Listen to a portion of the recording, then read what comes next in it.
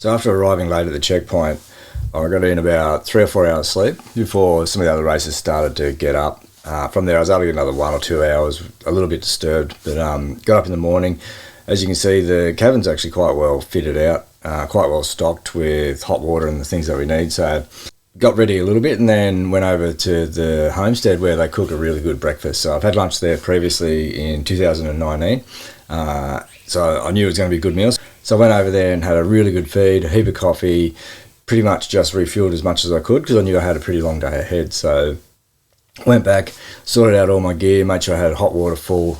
So make sure I had everything I needed to cover the sort of 34 to 35 miles from here to Roan, knowing that I had to go over Roney Pass. So the weather when I set off wasn't too bad, but once you get out there and you get exposed, the conditions can change pretty quick. So last time I went there was high winds, it was at night, it was almost blizzard, and it created a real problem with the navving. So I set out, conditions were pretty good. It was a little bit overcast, a little bit windy to begin with, and then there was kind of a little bit of snowdrift along the trail. So I was kind of in and out of snowshoes for most of the day.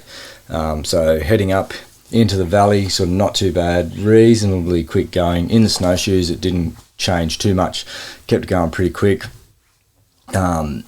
Not a lot of issues around navving this time, and because it was daylight I made sure that I could see the fork in the trail that I needed to make sure that I went the right way this time. So as we sort of got up towards the pass, it started to get more and more snowdrift, or it started to get a lot windier. So I was in snowshoes for the majority of that.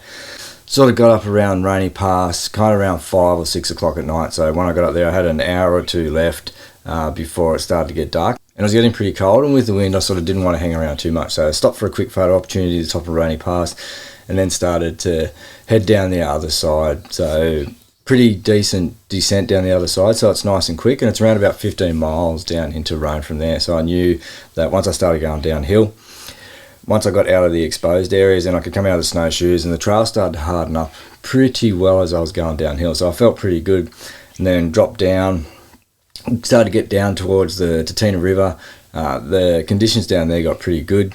There was a few areas where we had to cross a little bit of water in the creeks, but nothing too dramatic. Got down onto the river.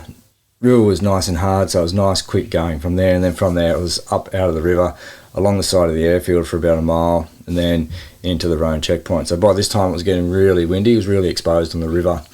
So once I got into the checkpoint, a couple of hot drinks, some hot food, some soup, kind of just spent about 20-30 minutes recovering, and then went outside, found a sheltered area, laid out my bivvy, and then off to sleep. So covered the 35 miles in pretty good time, felt pretty good, and a much better effort this time crossing the pass than what I experienced in 2019, where it was a horrible experience and it all went bad, but probably one of the best learning experiences on these races that I've had in a long time. So overall, not a bad day for day 5, and it put me in good position to start the really long trek to head towards Nikolai, which is about 70 miles of kind of nothing.